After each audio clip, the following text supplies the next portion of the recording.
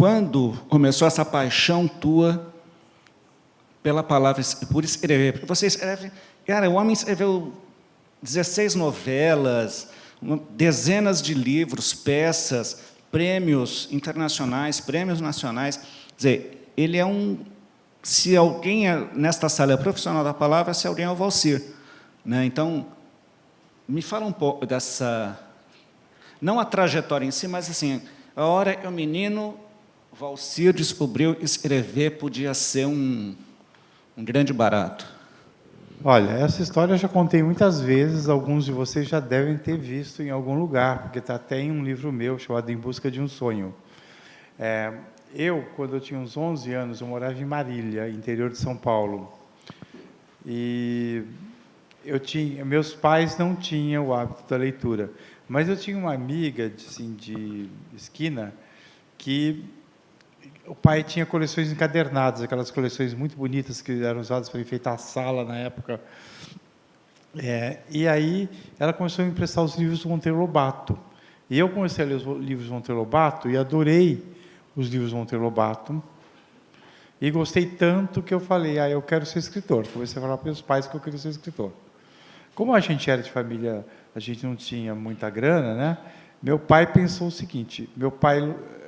logo que eu tinha 13 anos, ele comprou, na época, a prestação, uma máquina de escrever.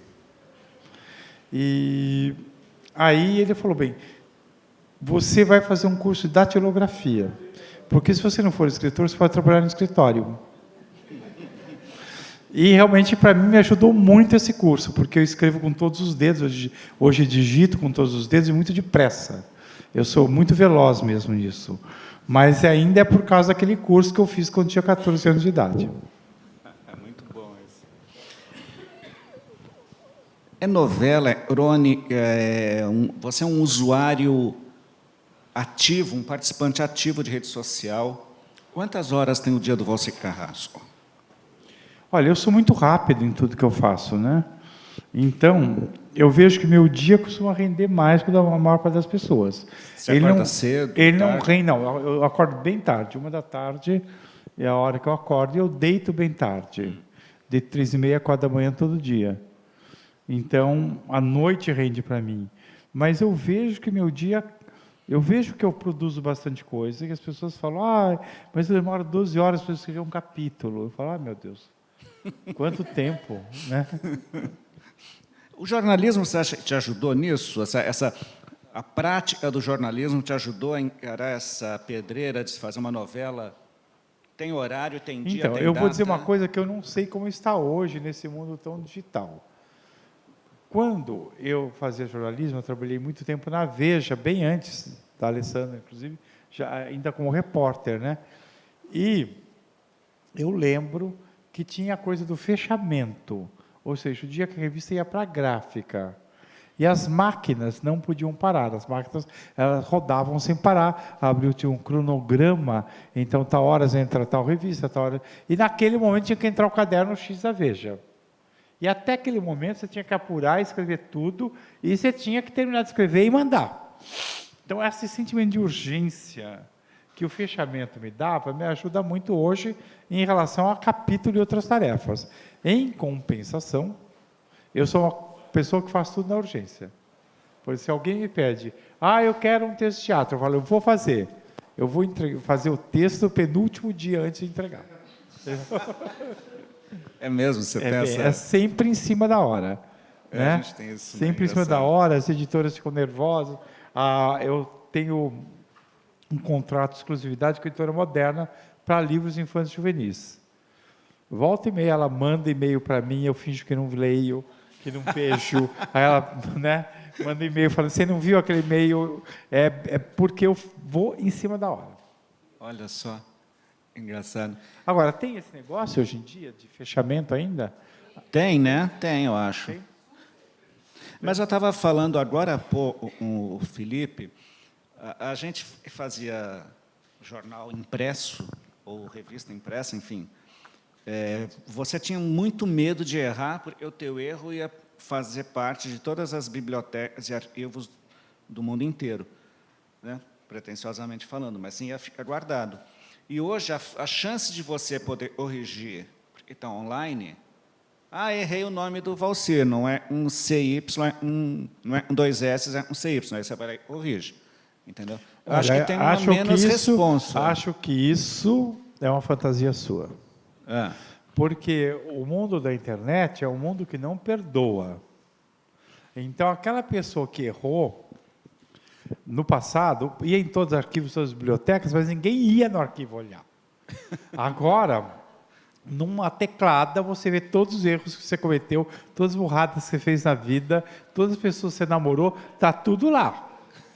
Né? É verdade. E até as que você não namorou, mas que alguém disse que. Porque fica um arquivo perpétuo e é um arquivo que não perdoa. Por quê? Se escrever uma mentira a meu respeito, ela vai ficar lá. E alguém vai replicar uma hora ou outra. Né? Alguém vai replicar uma hora ou outra. Uma hora ou outra vai replicar, vai voltar, vão perguntar. Quer dizer, é um mundo que torna tudo muito mais cuidadoso. Né? E que deslizes que as pessoas cometiam nunca mais são perdoados. Né? Eu vejo isso com muita frequência.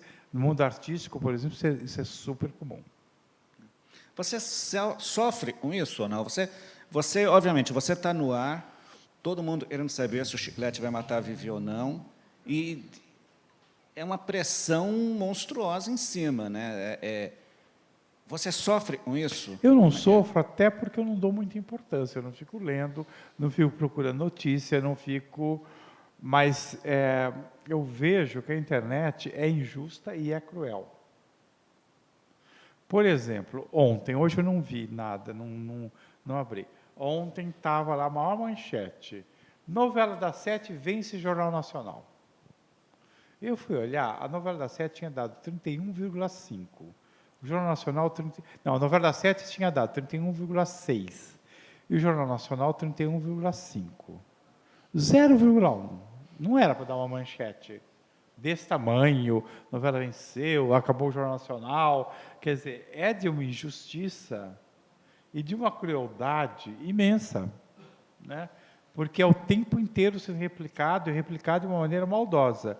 E vai por ondas. Então, por exemplo, eu estou passando por isso no seguinte sentido.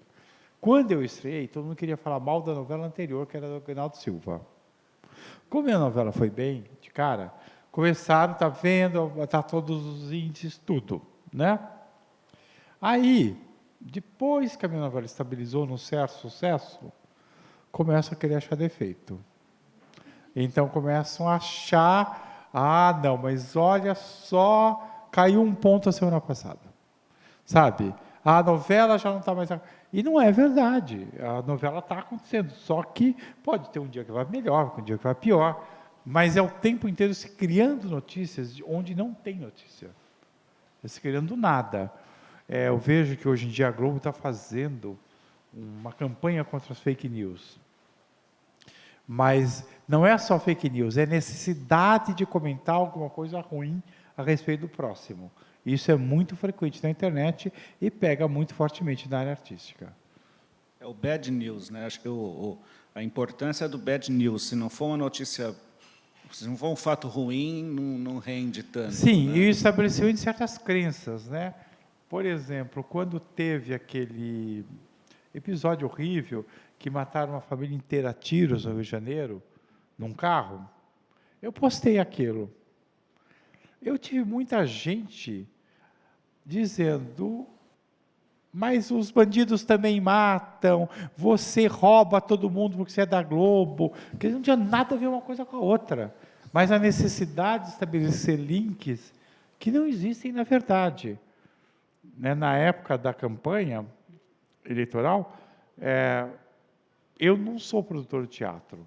Então, pode até fazer uma peça minha, mas eu não ponho meu dinheiro na peça, eu não vou atrás do produtor. E aí todo mundo dizendo, você que sempre usou a Lei Rouanet, roubou da Lei Rouanet, eu nunca usei a Lei Rouanet. Quer dizer, não tem nem a verificação. Mas é a necessidade de criar imagens, notícias. Isso nos torna muito frágeis. Por quê? Porque as pessoas acreditam. E acreditam nessas mentiras. De que maneira você acha que os novos jornalistas, as pessoas ligadas a informação podem driblar isso. Às vezes eu sinto muito engajamento, não só político, mas em causas sociais e tal, e menos apego à informação mesmo. Tipo assim, vai atrás, vê primeiro isso, informe-se primeiro disso. Pessimista nesse momento. Por quê? Porque realmente, sendo isso verdadeiro ou falso, pouco interessa. Interessa a força que ela tem como notícia. Né? Se a pessoa publica uma coisa absurda, mas aquilo vai dar leitura, não importa que seja absurda. E para quem está do outro lado, quem é o noticiado, é muito difícil se defender, porque você se defende de um, o outro já publicou. E aquilo que era uma coisa que totalmente inventada vira uma verdade. A seu respeito ou respeito de outras pessoas. E eu sou pessimista, porque eu não vejo essa busca pela informação correta, nem da parte do jornalista, nem da parte do público. Quer dizer, o leitor também não está. Ele quer aquilo que chama mais, que fala mais, mas ele não está atrás da coisa correta. Eu acho que ainda vamos passar um tempo, que é o tempo da filtragem, onde, sim, primeiro vão acontecer processos. Né? Vão acontecer processos, as pessoas vão perder dinheiro, né? E, enfim, isso vai acontecer. Já está acontecendo por muito lado. Eu não vou dizer nomes aqui, mas tem um amigo meu que processou uma jornalista conhecida por perseguição, porque ela só dava notícias inventadas contra ele, ele é ator. Aí, o que aconteceu? Ele ganhou, e ganhou 50 mil. E ele está processando que ele quer mais. Entendeu? Quer dizer, essa pessoa vai ter que abrir e dar 50, 100 mil reais, e vai começar, então, a falar, será que eu vou publicar isso agora, ou eu vou correr o risco de novo? Então, vai ter muito processo, vai acontecer muita coisa, e aí vai chegar uma hora em que tanto o leitor como quem escreve vai estar preocupado em poder provar aquilo que está escrevendo. Isso já acontece na esfera política, né? Se não falar de político e falar errado, é problema, porque você é processado mesmo, né? Até às vezes por uma opinião. E eu acho que na área artística vai acabar acontecendo também. Você tem uma fama também de salvar histórias e de não ter medo de mexer na história quando ela está balançando. Aí você vai lá e mexe e tal. Me explica um pouco esse negócio. Como é que funciona na tua cabeça isso? Bem, você faz teatro e você sabe que teatro, televisão são obras coletivas. Sim. Né? Então, às vezes você estreia, e às vezes você até acreditava muito no personagem, e esse personagem não acontece. E às vezes nem é culpa do que está escrito, às vezes que o ator deu para aquele personagem uma visão, uma posição que ficou antipático, que era para ser simpático, etc. E aí você tem que fazer um acerto para chegar naquilo que você queria. Às vezes não é fácil, mas porque você também escreve com antecedência, então você tem que mexer naquilo que já estava mexido. Mas eu tive uma experiência recente, né, em Outro Lado do Paraíso, que era inspirada no Conde de Monte Cristo. E que, lamentavelmente, mostrou também desconhecimento de causa de boa parte da imprensa. Por quê? Porque o Conde de Monte Cristo, a história está lá. E a grande cena do Conde de Monte Cristo é quando ele foge lá da prisão, no lugar de um morto, e é jogado no mar. Eles estão pensando que estão jogando morto e jogam a ele. E aí eu escrevi a novela, e a novela começou com a questão do espancamento feminino em casa. E essa questão foi mal, é muito interessante, que ela não foi mal recebida, no sentido de que o público achou mal colocado. Mas as pessoas, eu descobri que a questão do espancamento feminino é muito mais forte no Brasil. Porque muita gente tinha horror de ver aquilo, porque era a realidade. Eu lembro de um amigo meu que escreveu e falou, eu adoro a tua novela, mas não consigo ver, porque lembra a minha infância. Então eu comecei a perceber que a questão do espancamento feminino era tão forte que ela causava não realmente uma rejeição à novela, mas um sofrimento por causa daquele tema, ser exposto daquela maneira. E aí, comecei a dizer, tem que virar novela, tem que salvar a novela, e até hoje acham que eu salvei a novela, mas eu não salvei a novela. Quem salvou foi o livro Conde de Monte Cristo, que já estava escrito aquele capítulo, em que ela era jogada no mar dentro do caixão, já estava escrito. Enquanto estava toda essa discussão, o capítulo já estava escrito. Quando ele foi ao ar, foi porque eu estava seguindo o livro Conde de Monte Cristo. E todo mundo fala, salvou. Eu, na verdade, não salvei, quem salvou foi o Alexandre Dumas, mas já estava escrito. Quando estava toda essa discussão toda, já estava escrito aquilo. Só que o que acontece? Aí eu percebi uma coisa muito séria. Como boa parte dos jornalistas hoje em dia tem pouco conhecimento de literatura. Já estava escrito. O livro é do século XIX, não, é 19 ou 18? 19. O livro é do século XIX e as pessoas não sabiam o que estava no livro. Então, elas escreviam, Valcir salva a novela. Não salvei, estava escrito, desde o século XIX. E aí eu falei, puxa, mas esses jornalistas, inscrevistas, deviam pesquisar um pouco, porque eu já disse que é inspirada no livro tal. Pelo menos deviam correr ver o livro, né? Imagina, esperar demais. Acusações de plágio, como é que você lida com isso? Bem, a questão da acusação de plágio é muito séria e muito frequente. Tanto que, hoje em dia, qualquer pessoa que trabalha na Globo não aceita ler texto de ninguém. Se eu chegar com um texto seu e falar, lê para você o que você acha, eu vou dizer, não vou ler. Não vou ler porque você não é contratado e um dia você faz uma coisa de plágio. A questão de plágio vem de dois lugares. E eu acho que vem de uma grande ingenuidade de quem faz o processo. Porque quem é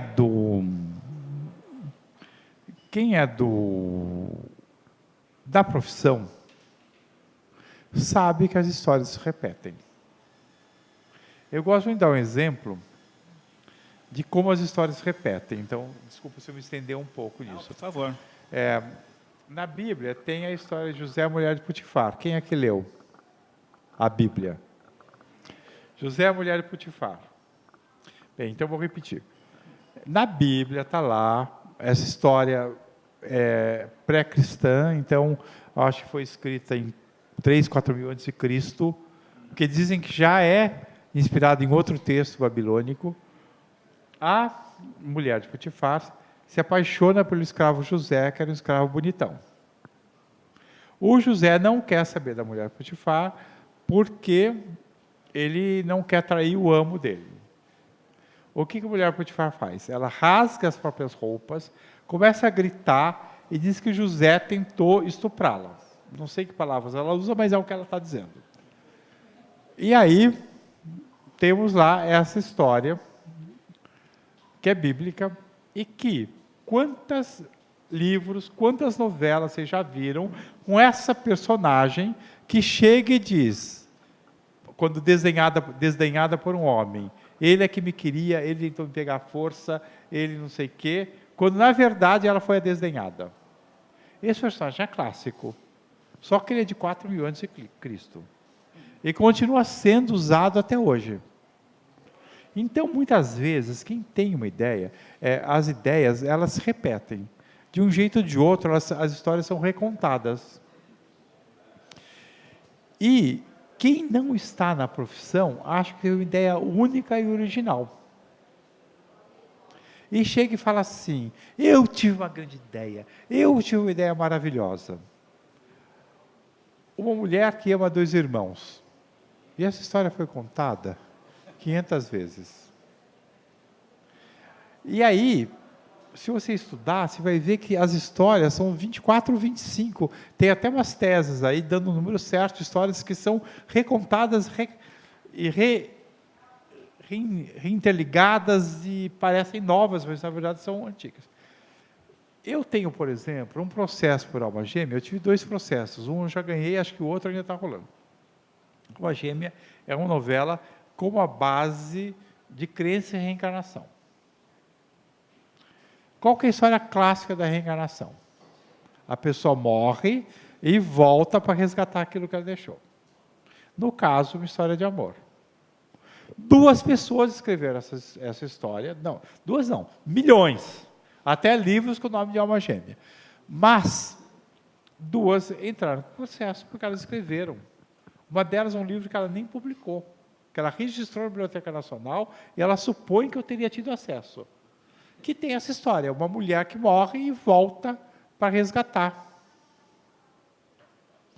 E aí, quando você vai para um processo, tem toda uma questão jurídica, o juiz nem sempre é especialista em literatura, então, até ele entender que aquilo é uma estrutura clássica, que se repete em romance, em novela, em filme, etc., são anos e anos de perda de tempo para o Estado, para o juiz, para mim, para a pessoa.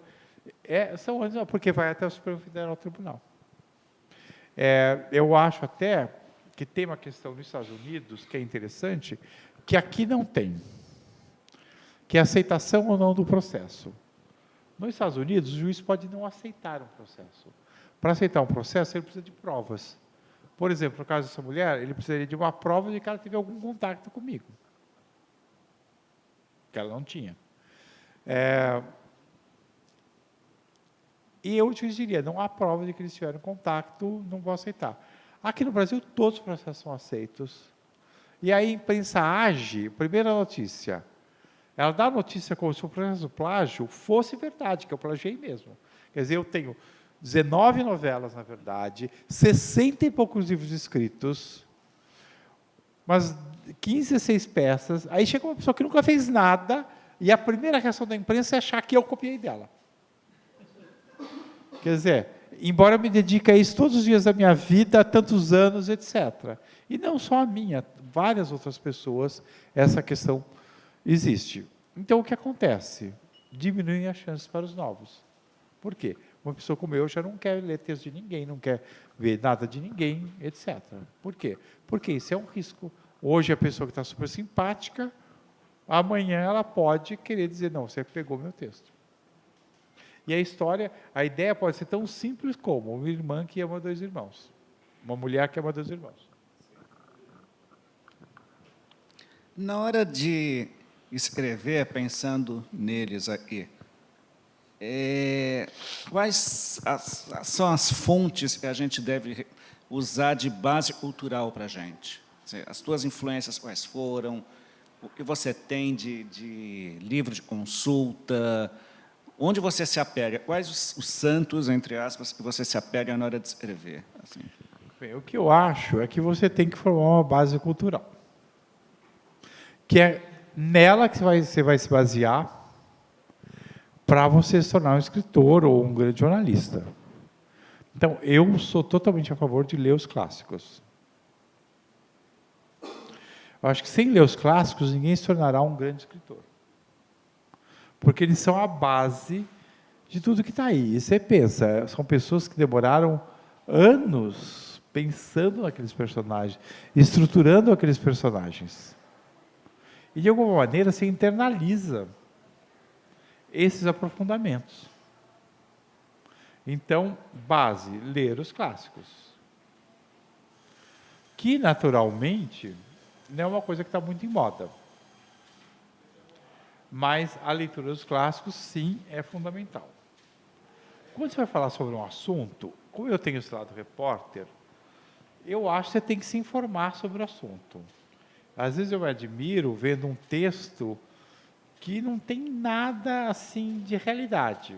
Mas, por exemplo, como eu já fui repórter, então, agora que eu fui escrever essa novela, começava com os Matadores do Espírito Santo. Como surgiu a primeira ideia? Eu estava em Portugal, eu tenho um amigo meu que é do Espírito Santo e que mora em Portugal. E ele estava lá tomando café comigo e falando, sabe, a minha mãe, a melhor amiga dela é de uma família de matadores profissionais. E ela se livrou disso, ela ficou rica, etc. Mas ela foi uma mulher que foi criada no meio de matadores profissionais. Acendeu a luzinha e ficou lá guardado. Quando me pediram a novela, eu falei, nossa, aquela história de matadores profissionais, de uma mulher que vem desse meio de matadores, tem a ver. Por outro lado, eu gosto muito de culinária. E aí, essa história dessas empresas caseiras que fazem bolo, estava me pegando, porque eu comecei a perceber o surgimento de várias lojas de bolo barato. Bolo para você levar para casa, não precisa ser de festa. Também comecei a olhar para isso. É o que eu fui fazer. Quando falaram, faz a novela, eu falei, olha, eu faço se pagarem a passagem para um amigo meu que está em Portugal vir aqui, para ele falar com a mãe dele e me apresentar essas famílias de matadores. Fui lá para o Espírito Santo com a diretora da novela. Fomos para a cidade do Espírito Santo, que é de onde saem os matadores. E conhecemos as famílias dos matadores. Conversamos o dia inteiro, 2, 3 dias com eles, para saber como era o dia a dia. Quando eu fui escrever, eu não fui telefonar, procurar, mas eu já sabia como era o dia a dia, sabia até o preço. Né? Então, essa questão de falar de um assunto que você conhece é muito importante. Você não pode falar de um assunto que você não sabe nada. Mesmo se você falar de ficção científica, você tem que ter um embasamento científico para falar. Tanto que grandes autores de ficção científica previram grandes invenções. Porque eles já estavam antenados com o que ia acontecer. É bom esse lado do repórter não abandona a gente, né? Você não abandona não, né? É um vício, uma coisa engraçada, assim. Bem legal. Mas me fala mais desses autores que você lê. Assim, você lê Monteiro Lobato, Alexandre Dumas, e mais você fala assim, olha, isso faz parte, não se dá um passo sem ler o Machado de Assis, por exemplo. Não, eu diria Victor Hugo, Os Miseráveis, porque não só que eu também traduzi e adaptei, porque eu queria tanto conhecer o livro. Eu sou muito a favor dos clássicos mesmo, Balzac, Flaubert. Eu sempre digo que se você entrar numa biblioteca com os romances ingleses do século XIX, no escuro, girar e fazer assim, você pega uma novela. Vai ser uma novela perfeita. Porque tem as grandes autoras inglesas, né? E que escreveram lá O Morro dos Uivantes. É um romanção, mas Jane Austen também, Orgulho e Preconceito. Esses livros todos, eles são novelas. Inclusive, eram publicados, muitos deles eram folhetins que eram publicados, acho que era semanalmente, né? É o capítulo. Gancho, Se olhar, tem o gancho no final do capítulo, tem isso. Quer dizer, então, eles cumpriam essa função. E eu digo, os ingleses do século XIX, todos dão novela. Você quer fazer uma novela? Vai lá e pega um que vai dar certo. É um conselho que eu dou a todo jovem autor. Mas também, os franceses, eu gosto bastante, eu conheço menos os russos, mas conheço alguma coisa, o Dostoiévski.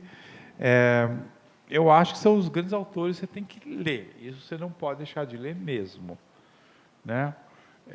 Eu li bastante Machado de Assis, mas eu fui mais apegado assim, a esses autores franceses e tudo. E mais, assim, quanto tempo você demora para... Você estava falando do papo desse teu amigo em Portugal, da família, e de repente temos a Maria da Paz ali no ar. Quanto tempo demora na sua cabeça essa gestação? Assim, Vou ter vergonha de contar. Hã? Aconteceu o seguinte, me pediram essa novela que está no ar, num certo regime de pressa. Então, eu fiz essa sinopse em 15 dias. Meu Deus. Eu criei Gente, são 100 páginas. 100 páginas. Eu criei inteira em 15 dias. Com todo o cenário, não é só história, são cenários, figurinos e descrição dos personagens. Você tem de bolar a história... Não, mas eu olho no ar tudo. Hoje, eu vejo que tem coisas que eu devia ter feito melhor. Que eu teria você que ter... tem isso? Você olha e fala assim, eu podia ter melhorado isso. Podia, então. tem coisas que eu podia ter melhorado. Você sente no trabalho no ar? Sinto. Poderia ter feito não é erro melhor. do ator, eu e não soube desenhar. Não, eu podia ter desenhado algumas coisas melhor. E aí você Como tenta... o público não percebeu, eu não vou contar. E quando você faz essa relação toda e, de repente, o casal X não tem a famosa química, ou não está rendendo o que você esperava, você muda, você altera, tenta falar com o ator, como é que você faz? Não, eu não falo com o ator. Eu acho que esse é um papel da direção da novela. Eu não fico procurando ator, conversando com o ator, nada disso. Eu não tenho essa ligação. Eu fico na minha, deixo as coisas, eu falo com o diretor, talvez, mas quando não tem a tal química, um casal não funciona, é melhor trocar o casal. Porque não vai funcionar. É como na vida, duas pessoas não se bateram, não se deram bem. Gente, acho que eu vou abrir um pouco para perguntas do público. Nossa, alguém já levantou a mão aqui. Vamos lá. Então, vamos começar. Vai, você primeiro. Boa tarde, boa tarde. Sou Marcos, do Rio de Janeiro. Queria saber, Valcir, 3 coisas. Hoje eu posso assistir a novela no Globoplay antes dela passar na TV. Até que ponto isso pode atrapalhar ou esvaziar a audiência, prejudicar o trabalho da televisão? Segundo, eu queria saber a tua opinião com relação à concorrência. A gente há anos tem novelas mexicanas no SBT e agora tem uma novela portuguesa na Band, até pouco tempo eram novelas turcas também. E, se der tempo, queria que você contasse um pouquinho do período em que o Valcir Carrasco era Adamo Rangel, até porque eu descobri há pouco tempo que Chica da Silva estava sendo reprisada no Paraguai. Bem, vamos lá. A sua primeira pergunta é? Globoplay. Olha, uma coisa que a gente tem que aprender na vida é não se preocupar com aquilo que não tem nada a ver com você. Eu não tenho nada a ver com a maneira como as televisões estão se reestruturando em função do streaming. O que eu sou um escritor, eu não sou um programador de TV. Eu acho que o leque muda, a questão da audiência muda e começa a se computar também o que se vê no Globoplay. Mas é óbvio que o streaming está mudando a maneira das pessoas verem televisão. Isso não compete a mim, eu sou só escritor. Segunda? A posição da concorrência, novela mexicana, novela turca e agora novela portuguesa. Pois é, a concorrência não afetou a Globo. Eu costumo dizer que as outras televisões no Brasil, elas realmente já tiveram grandes momentos, e eu não sei porque elas pararam em um certo momento. Mas você não era nascido, houve um momento que a TV Bandeirantes produziu novelas muito bem produzidas. Houve momentos que o SBT também produziu novelas e conseguiu boas audiências. Mas eu não sei se, aí eu não estou lá dentro, se é uma questão financeira, ou se é uma questão mesmo de direção, de encaminhamento do canal. Por quê? Televisão dá dinheiro. Eles vendem tempo, né? Então, talvez uma televisão que dê 2 de audiência possa dar muito dinheiro para quem tem. Talvez não valha a pena arriscar. Eu não sei te dizer. Mas é fato de que as outras, que tudo hoje em dia é retorno de investimento. As outras televisões talvez não estejam investindo o que a Globo investe. E é toma lá da cá. Aí não tem também mercado, e aí lá fora não cria o mercado. Então, obviamente, fica... Mas dinheiro devem ganhar, senão tinham fechado faz tempo, né? Então, todas aí não fecham. Então, dinheiro deve ganhar. Adamo Rangel foi o pseudônimo que eu criei para escrever a novela Chica da Silva, porque, na época que surgiu a oportunidade de escrever a novela, eu era contratado do SBT, não como autor. Mas, como eu era da área criativa lá, ficava meio feio escrever uma novela para outro canal. E aí eu botei e escrevi com pseudônimo. Foi basicamente isso. E foi o meu primeiro grande sucesso, Chica da Silva. Valcir, Meu nome é Luiz Gustavo, eu sou de Goiânia. Em termos de escrita criativa, a despeito das 19 novelas que as coisas se repetem, enfim, algumas coisas foram mudadas, eu imagino assim. Eu, por exemplo, vendo a novela agora, Dona do Pedaço, acompanhando, fica mais difícil você detectar quem é o bonzinho e quem é o malzinho na história. Isso parece que está um pouco assim recortado nas personalidades. O que você acha que os avanços, enfim, dos tempos, o consumo de conteúdo em geral, alterou na produção técnica? Eu não concordo com você. A novela tem o bom e o mal bem claro.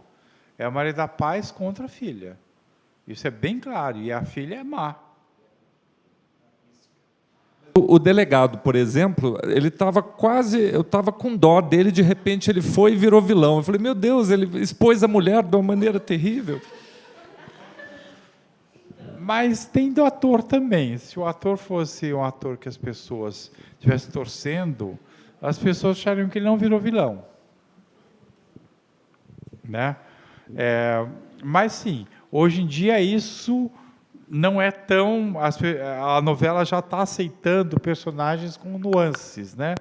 Que antes era realmente muito fechado. Eu acho que isso cabe muito no personagem do Agno. Porque o Agno está separando a mulher, ele quer se livrar da mulher, quer dar o golpe da mulher, e ao mesmo tempo tem uma torcida para ele ter alguém, e ao mesmo tempo ele está cantando o Caio Castro, quer dizer, ele consegue fazer várias coisas, as pessoas torcem por algumas e são contra outras.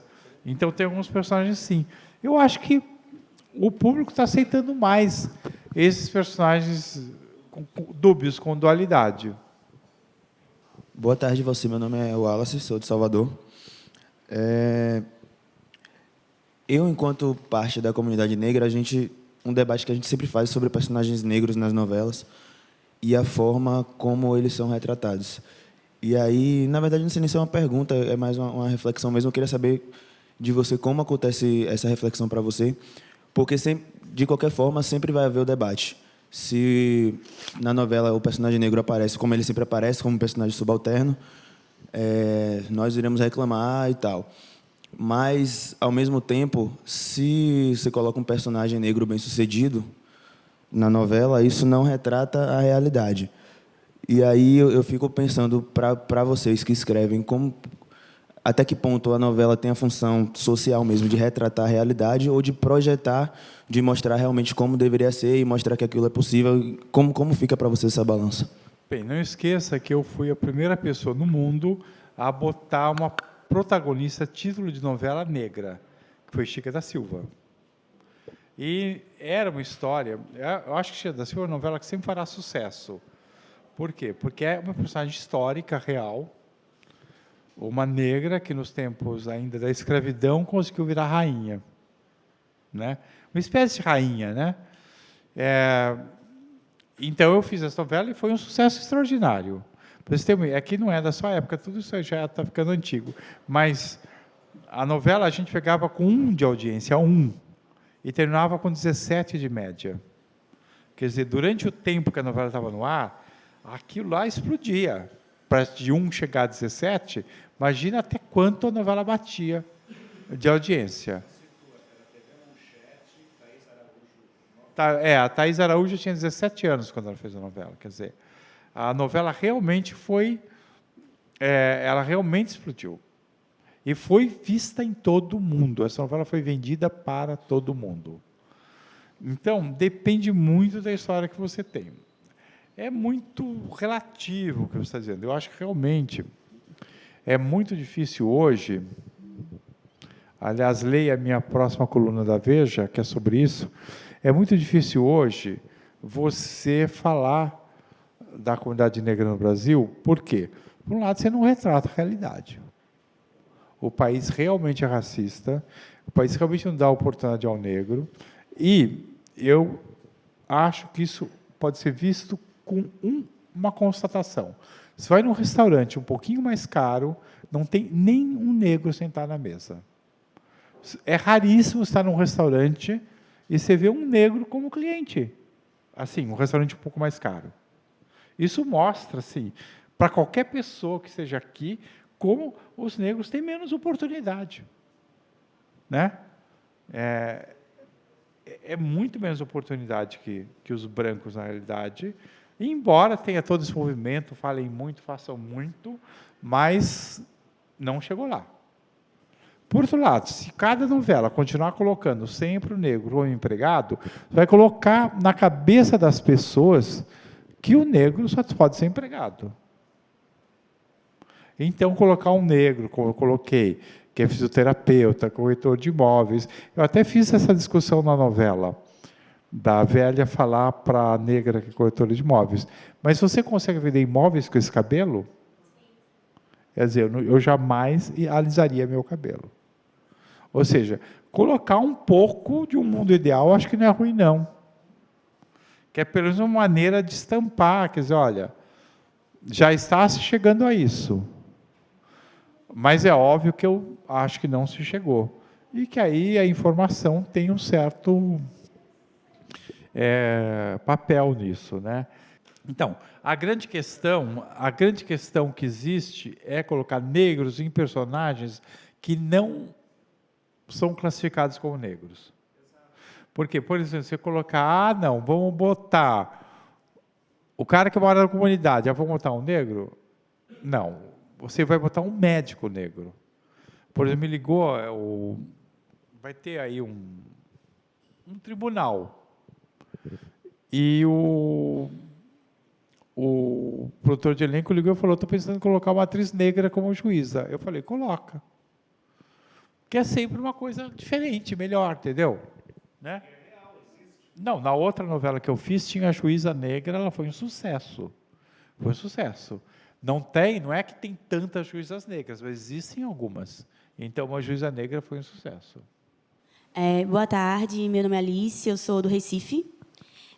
Valci, na nossa rotina de produção de jornalismo, a gente sempre tem que lidar com temas brutos e tentar criar um texto ou um produto que exponha aquilo, ao mesmo tempo usando a criatividade para tornar aquele produto atraente, né, para quem está consumindo.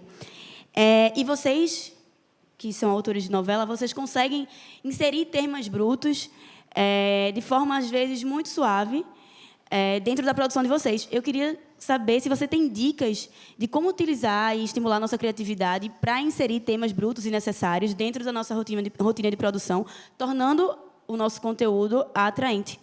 Bem, deixa eu falar uma coisa que eu não sei se é verdade. Acho que vocês dois podem dizer melhor para mim. Quando eu estava ainda, eu era jornalista, só jornalista, eu tinha uma regra que era nunca começar uma reportagem com a palavra não.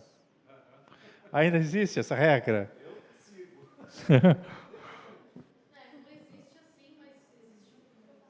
Se você começa com a palavra não, a pessoa já não, entendeu?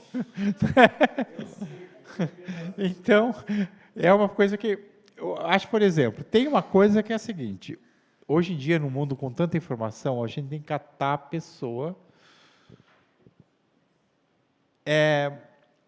pelo barulho, quer dizer, a manchete tem que ser forte. O primeiro parágrafo também. Né? Às vezes, você vai lá no fim da matéria, no meio dela, e tira uma coisa e põe no primeiro parágrafo. Por quê? Se não é um assunto que está bombando, você pode fazer bombar, tornar mais interessante. Então, a outra coisa que eu aprendi em novela, mas que funciona para o jornalismo. Todo mundo hoje em dia tem muita pressa, muita informação. Então, se você não der um tapa na cara, a pessoa não vai parar. Entendeu? Então, às vezes eu estou escrevendo novela, eu falo, como que eu vou terminar? Tem que terminar com uma cena bombástica. Eu até terminei com uma cena e tanto, o que eu escrevi ontem, que eu não sei como continuar. Entendeu? Não sei como continuar, mas eu vou dar um jeito de continuar. Só que eu precisava de uma cena forte para o final. Senão ninguém vai ver hoje. Entendeu? É sempre assim. Ninguém vai ver o capítulo seguinte. Por exemplo, capítulo de sábado, eu sempre tenho que criar uma coisa muito forte. Por quê? Durante o final de semana, as pessoas vão comentar a novela. Se não estiverem esperando uma coisa forte, elas não vão ver na segunda. E eu acho que isso vale para matérias escritas também. E para vídeos, e para tudo. Quer dizer, se você for fazer um vídeo, o ideal é que a primeira palavra que você diga seja forte. Nem que seja uma muleta mesmo, tipo, atenção. Entendeu? Mas pelo menos você já está lá, é muleta, mas está chamando atenção. Né? É complicado isso que eu estou falando. Por quê? Porque você acaba chamando as pessoas, às vezes, por artifícios. Mas a pessoa pega uma revista inteira, pega um conteúdo inteiro. Você vai continuar lendo aquele conteúdo se ele for interessante. Né? Ainda mais com tanta coisa que tem hoje para ler, tanta notícia, tanta falsa notícia, tanta história. Ele conta histórias e, de repente, você já viu alguém fazer um negócio daquele, bicho, ou você já fez um negócio daquele. Você já aprontou uma delas, não vem dar de bonzinho, não, já aprontou. Entendeu? Ou já foi bobo, ou já foi no ingênuo, ou já foi não sei o quê, você já passou por aquilo. Em jornalismo também. A gente tem a exclusividade, a gente tem a urgência, mas essa história eu estou te contando, porque ela faz parte da tua vida, interessa a tua vida. O jornalismo autoral, muitas vezes, ele não trabalha tanto, Alessandro, eu vou não rebater, mas colocar. Às vezes, o jornalismo autoral não trabalha tanto com o exclusivo, mas com o olhar sobre alguma coisa, né? Que a pessoa se coloca como presente naquela matéria, né? Eu tenho um amigo meu que ele escreveu um livro agora chamado Ricardo e Vânia, que é um livro jornalístico, que fala de um personagem que teve em São Paulo, que foi o Fofão da Rua Augusta, que era um cara totalmente transformado, que botou silicone no rosto. O Fofão. E o Chico Felitti escreveu esse livro, que está um sucesso, está vendendo muito. E o que o Chico fez, que é bem interessante, ele foi contando história à medida que ele descobria. Então, por exemplo, ele foi, investigou a família do Ricardo e como ele virou fofão, não sei o quê. Aí ele descobriu que o primeiro namorado desse Ricardo tinha virado trans em Paris. Ele foi até Paris, aí ele conta como encontrou, como conversou, ele foi com a mãe já ficou amiga da trans. Quer dizer, ele vai contando a história à medida que ele vai se envolvendo com a história. A ponto de ele perder essa frieza jornalística, e quando o Ricardo morreu, ele ter ido lá para ajudar no enterro, quer dizer, ele perdeu toda a frieza jornalística e fez ele participante da descoberta da história, de contar a história ao mesmo tempo do que estava acontecendo no presente. E o livro ficou muito interessante. Foi até, acho que, um dos mais vendidos em Paraty agora, porque ele fez um livro interessante, mas ele fez porque ele foi convivendo com a história. Então, acho que tem assim, quando eu falo de exclusivo, é em relação à hard news. O que o Mário está falando e o Valcir, que tem também o outro tipo de jeito de contar, que é inspirar, é inspiracional. O seu texto tem que tocar a pessoa de algum jeito, né? Exatamente. Tem que surpreender. E isso vale sempre. Para a hard news, a melhor receita é você ter alguma coisa exclusiva. Muito difícil você conseguir colocar poesia em tragédias.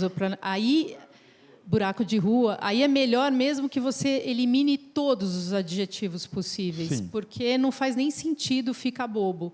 Mas eu acho que tem um caminho de jornalismo de inspirar, de ensinar, que é o que as pessoas hoje querem, né? Querem crescer. Mas posso te falar uma coisa? Mesmo no jornalismo que você faz assim mais pessoal, como eu estou falando, tirar os adjetivos é um excelente exercício. Você pega teu texto e tira todos os adjetivos. Todos. Outra regrinha que a gente tinha, além do não, era isso. tinha uma fase que não podia escrever adjetivo, que é um jeito também de o texto ficar limpo, você tirar juízo de valor. Puta, é o que é. Depois chega uma fase meio Gaitalize, que todo mundo queria florear, e aí é pior ainda, porque daí o lead da matéria está lá, a notícia final está no 10º parágrafo, né? A pessoa, um nariz de cera enorme. Hoje em dia, as pessoas não têm mais tempo para isso. Então, acho que também é muito entender em que veículo que você está escrevendo, ou que plataforma, e aí cada plataforma tem um formato específico para aquela plataforma. Olha, eu vou só contar uma historinha aqui que é interessante para vocês. Eu fui júri, faz alguns anos já, de um grande prêmio literário. E eu tinha que ler 50, 60 livros, que eram os livros inscritos, assim, em 2 meses, mas eram assim, pilhas e pilhas de livros. Obviamente, nesses casos, você não lê todos os livros, você vai percebendo e vai já descartando. Os adjetivos eram uma maneira de descartar. Se eu pegava um livro e começava, a primeira frase era: quando eu vi a aurora com os raios fulgurantes do sol, nos fulgurantes eu já jogava o livro fora. Não, por quê? Porque já sabia que ia ser um monte de adjetivo que ia vir. Adjetivo é uma forma de acabar com o teu texto.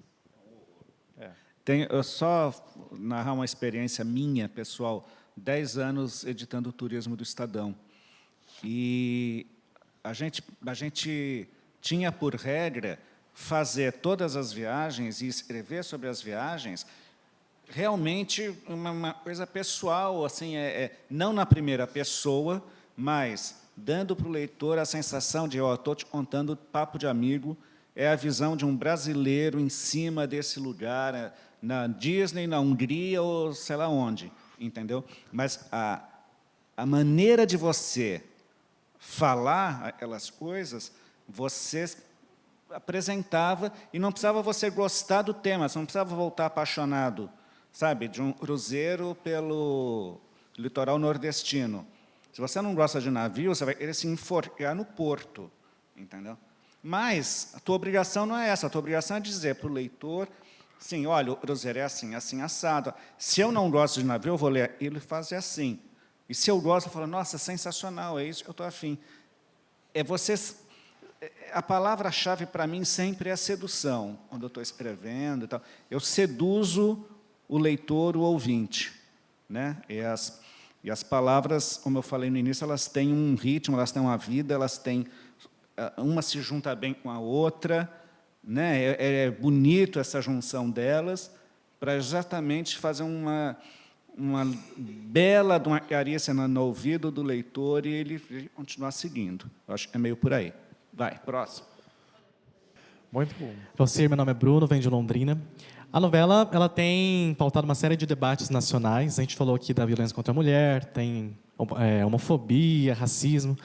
E a novela das 9, especificamente, tirando algumas sessões eventuais, é o produto de maior audiência da TV brasileira. Você sente um peso, assim, esse poder de pautar o debate nacional? Como é que é isso para você? Não sinto absolutamente nada.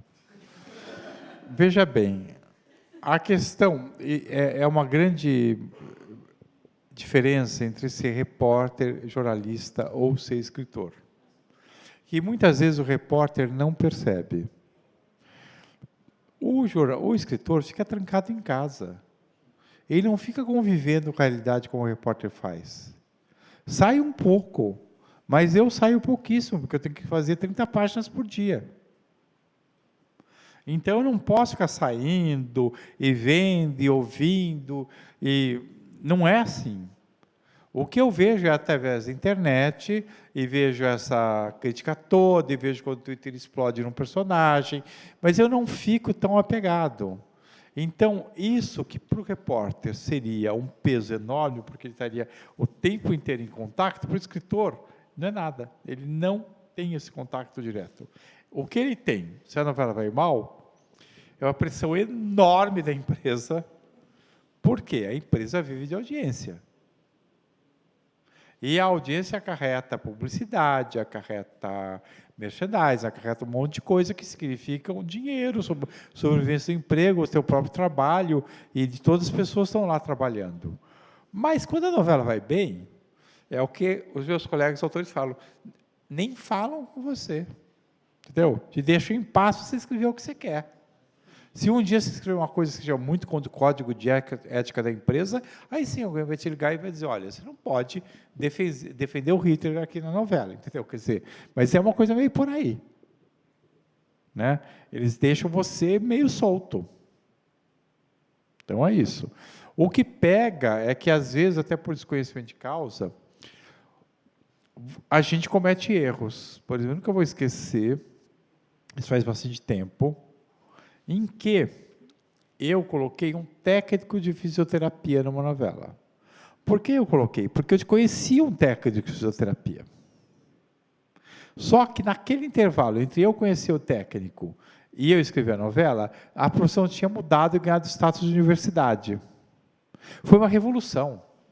Eu recebia cartas, e-mails, recebia tudo, todo o tempo, e abaixo-assinados, e não sei o quê. Só que a novela é escrita com antecedência. Então, até eu poder dizer, na novela, olha, é para o título universitário, não sei o quê, demorou um mês, e foi um mês de tortura.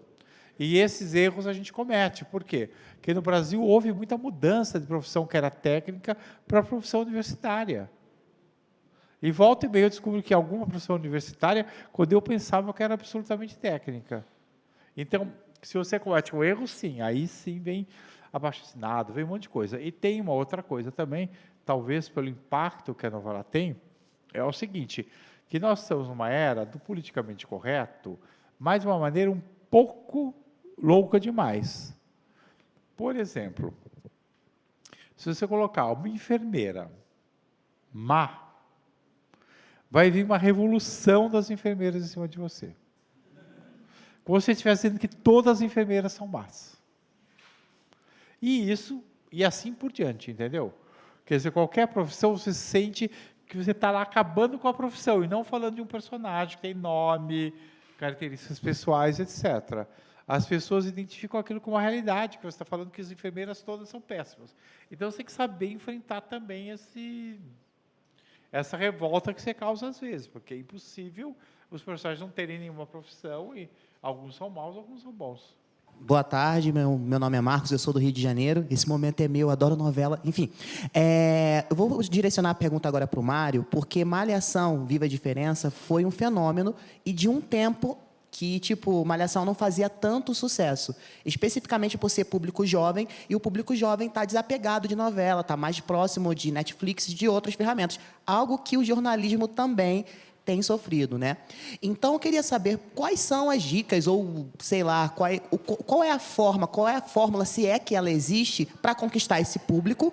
E você também tratou de muitos assuntos importantes e sensíveis em Malhação Viva a Diferença, como gravidez na adolescência, racismo, e, além disso, também, a Giovana pediu para perguntar spoilers da sua série no Netflix.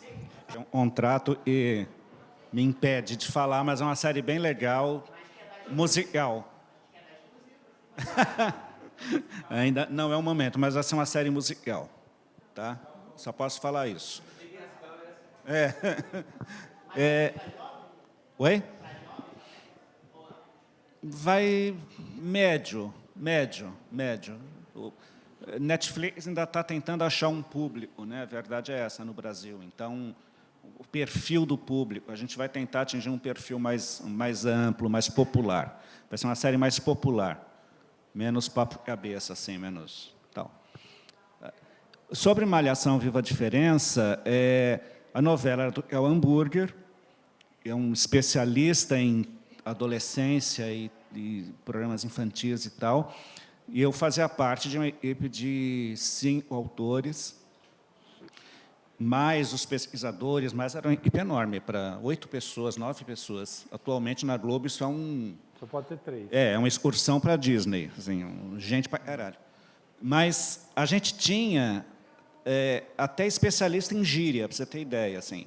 Tinha um menino lá, ele só lia os nossos capítulos para ver as gírias, se estava certo, se não estava, se era da quebrada, se não era, tal.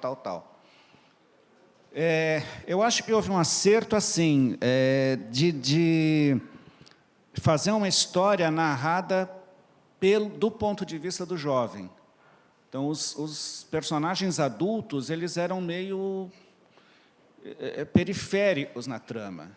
entendeu? Acho que o barato dessa temporada de Malhação foi exatamente assim, não me importava o drama do seu pai, era um drama, tal, mas assim, era tudo passava pelo filtro deles, das 5 meninas. E todas as decorrências disso. Então, teve... a gente achava assim, não vão deixar as meninas se beijarem. Né? A Globo não vai deixar. Será que vai deixar? A novela das 6, né? Malhação. Então, deixar não. Escrevemos, mandamos, beleza, vamos gravar. Tá. Aí o público vai rejeitar, vai... Foi a maior torcida da novela, foi pelo casal da Lê e da Samantha. Era verdadeira... tinha 2 grandes fã-clubes ali, o da Lê e Samantha e da Benê e do Guto. Né? Assim, o Guto é gay, né? Não, aí a gente descobriu o Guto, mediante pesquisa, a gente usou muita pesquisa em cima disso. Né? Ele era mais para o assexuado do que para o gay. Também era um universo que ninguém tinha falado ainda. Ele tinha problemas de sexualidade dele ali, mas assim... E para namorar uma menina que tinha Asperger, assim, cuja... Enfim, a proximidade dela com sexo, a abordagem dela para sexo é totalmente outra. Bicho, foi... E a gente brigava muito na redação, uma briga legal. Assim, a gente tinha muita discussão, tinha a Renata defendendo, mais responsável pelo núcleo dos personagens negros. Né? Eu tenho um passado de escola pública, então eu vivia falando isso com o Cal. Eu falei, você é Vera Cruz, você é do Santa Cruz, você é de colégio de elite, eu sou lá da perifa. Tal, né? A gente brincava muito com isso. As diferentes visões dentro da equipe justificavam o título da novela. Entendeu? Eu acho que esse barato, esse olhar, fundamentalmente assim, nós não estamos ensinando nada para os adolescentes. Pelo contrário. Eu acho que foi um momento bem legal da história de Malhação, né? E já quase 30 anos de carreira. Né? Mas, gente, a estrela é Valcir Carrasco. Não, tá? eu quero fazer uma observação sobre a sua pergunta, embora não tenha sido dirigida a mim. Eu vou discordar de uma coisa que você disse. Você disse, agora que a novela não é mais tão vista, etc. Gente, tudo isso são teses, e eu vou pedir, já que vocês são jornalistas, parem com as teses. Eu vou contar uma história aqui que vocês vão se espantar. Quando eu tinha 20 anos, eu estou com 67.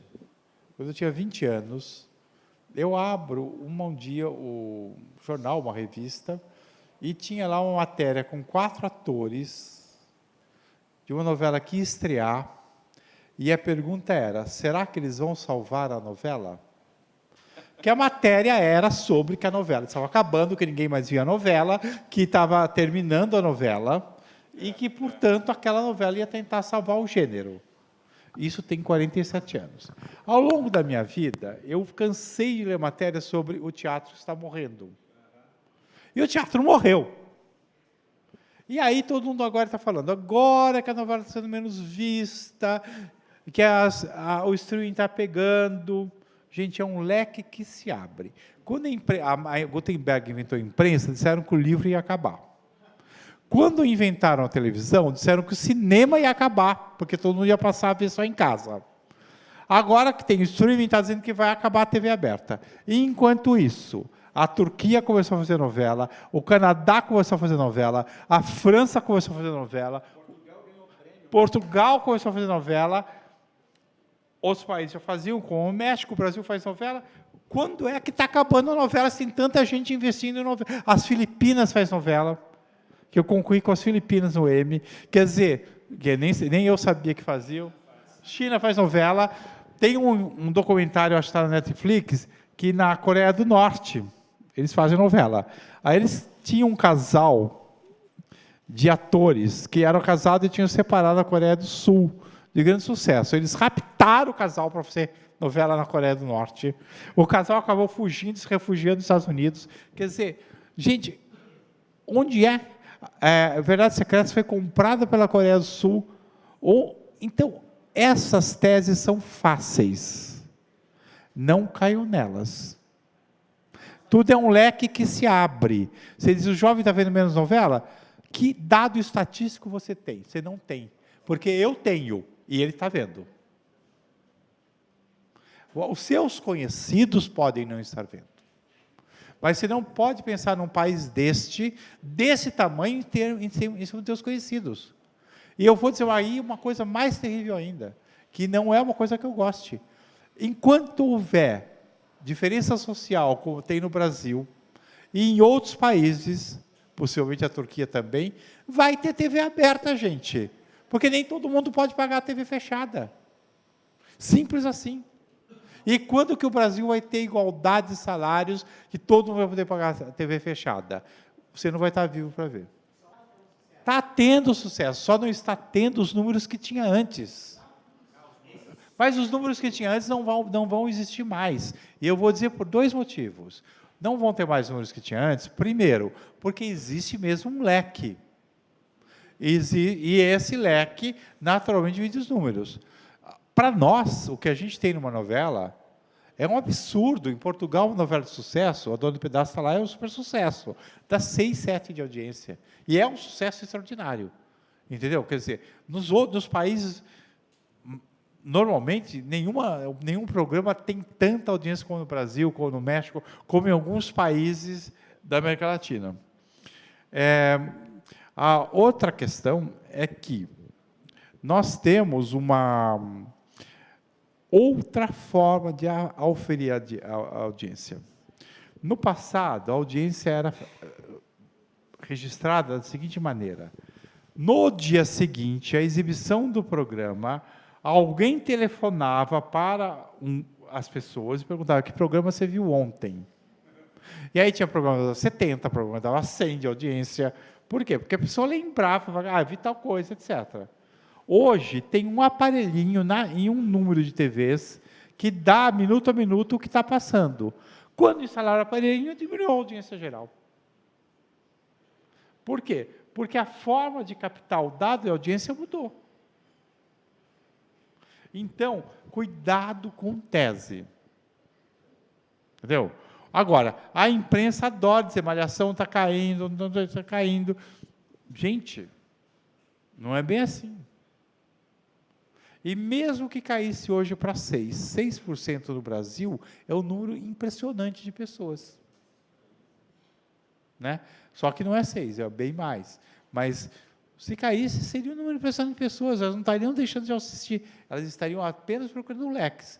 Mas num país onde as condições sociais não são idênticas, onde há problema de as pessoas terem dinheiro para pagar a conta de luz, as pessoas não têm dinheiro para pagar a empresa de streaming.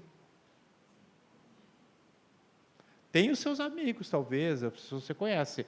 Vai lá para o Nordeste, vai lá para o Piauí, para o interior do Piauí. Se não, essas ficam na TV aberta. Olá, boa tarde. Eu sou Veluma, de Manaus, Amazonas.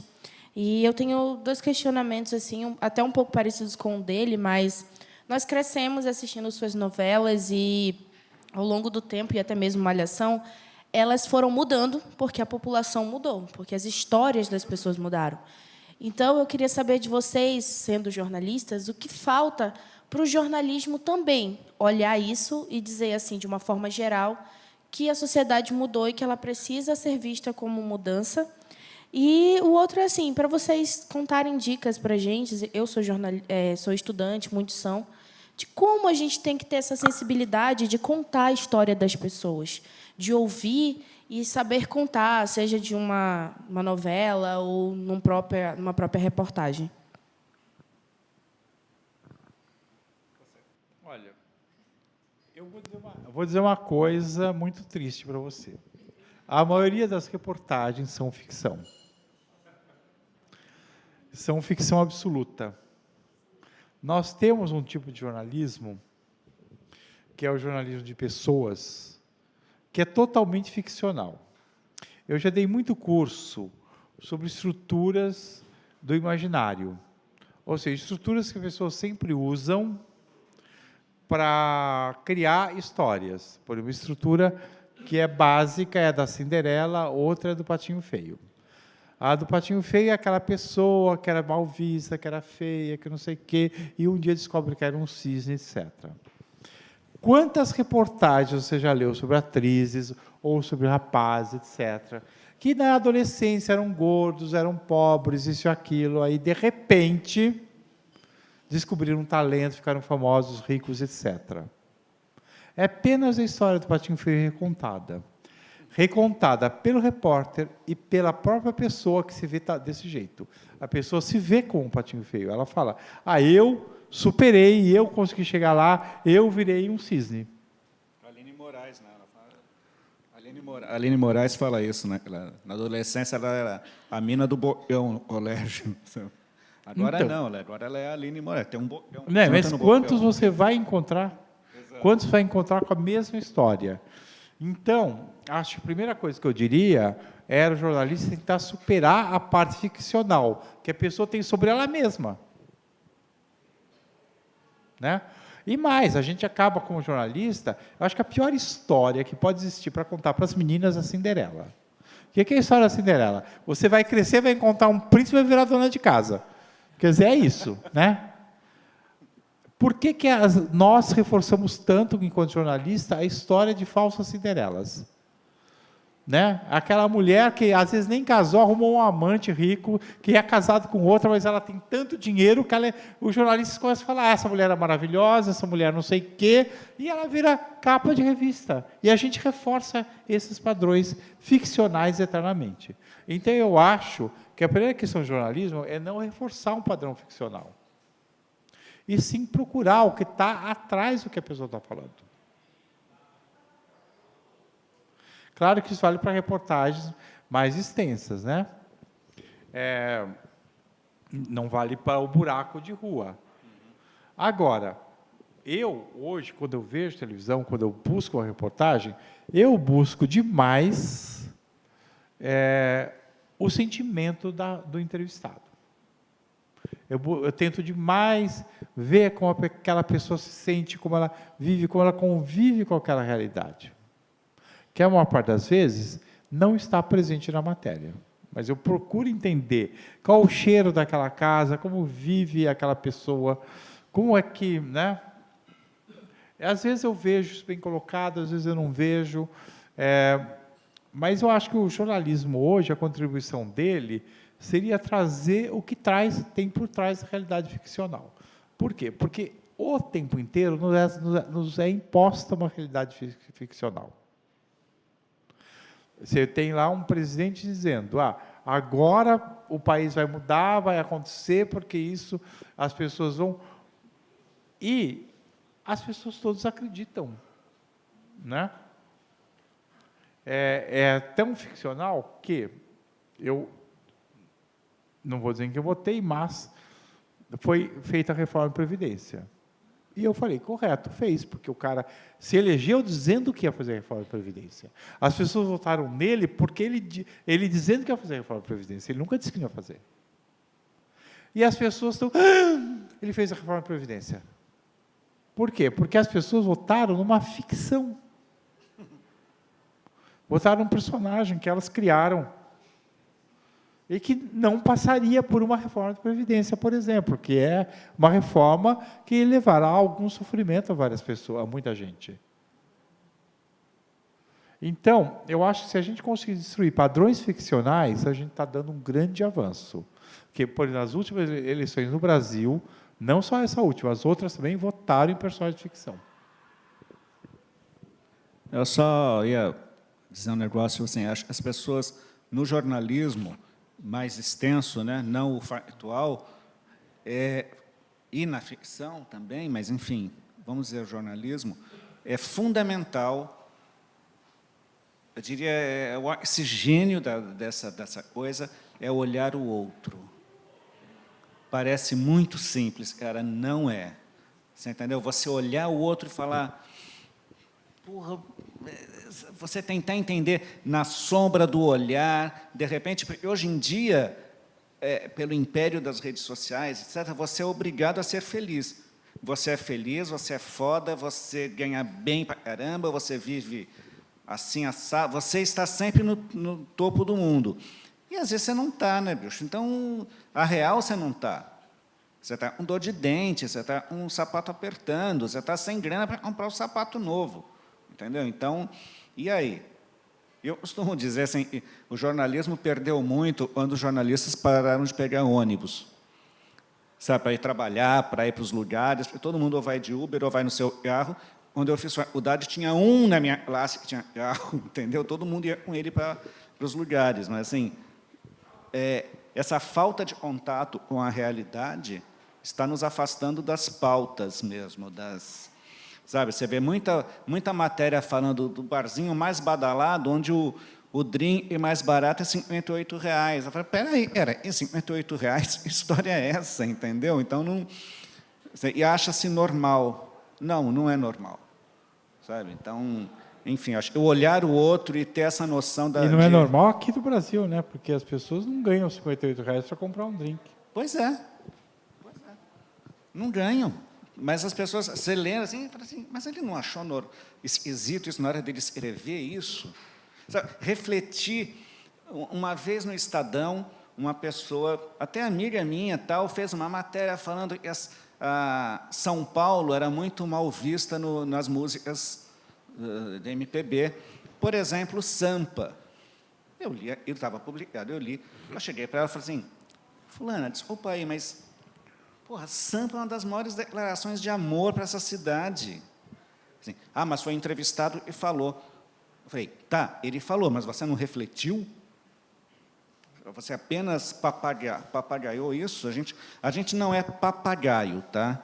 Você respeita a opinião do entrevistado, isso não quer dizer que você vai brigar com o entrevistado, vai estapear o entrevistado, chutar ele na canela, mas você pode refletir em cima. Você tem um cérebro, use-o. Elas não tomam drink 58. Eu até botei na novela, realmente foi uma coisa que eu acertei, mas eu acertei nem sei como.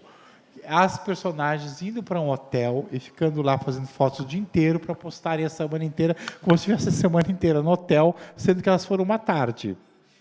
E isso é muito frequente, das pessoas que elas vão, por exemplo, num hotel e ficam 2 horas fazendo fotos e postam como se elas morassem lá.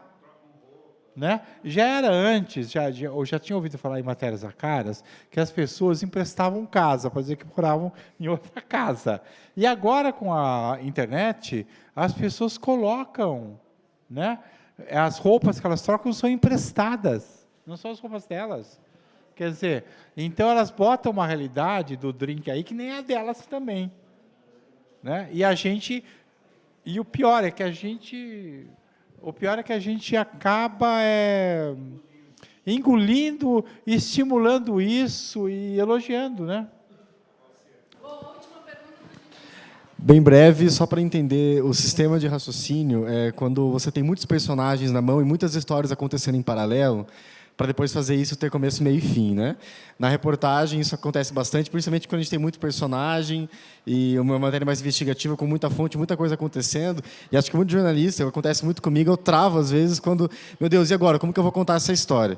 Quero saber como que é esse processo para você. Começa e acontece ou escreve, pensa em tudo, é visual, como que é? Eu vou te falar uma coisa que é a grande briga minha quando eu dou entrevista. Normalmente, quando eu dou entrevista, o jornalista chega e ele quer saber como é o processo criativo. E eu falo, o processo criativo acontece. Aí o jornalista vem e fala, de onde surgiu a ideia? Eu falo, ela surgiu. E essa é a grande diferença entre o processo jornalístico e o processo do criador de ficção. O processo jornalístico, frequentemente, você pega aquilo e traz, internaliza e escreve. No processo de ficção, você tem uma ideia que surge e é interna. Ela não surge de um jeito ou de outro jeito. E, da mesma maneira, é a questão de trabalhar com os personagens. Acontece de trabalhar. Às vezes, sim, eu estou escrevendo e falo, nossa, eu não estou falando desses personagens faz tempo, mas é por quê? Porque aquele ator ou aquela história não está me motivando. Aí eu tenho que pensar racionalmente, dizer, não, tem que pôr alguma coisa desse núcleo. Mas a questão do processo da reportagem e do processo da criação de ficção é essa oposição mesmo, de como o processo acontece, né? Embora eu diga que ideias geniais no jornalismo também surgem.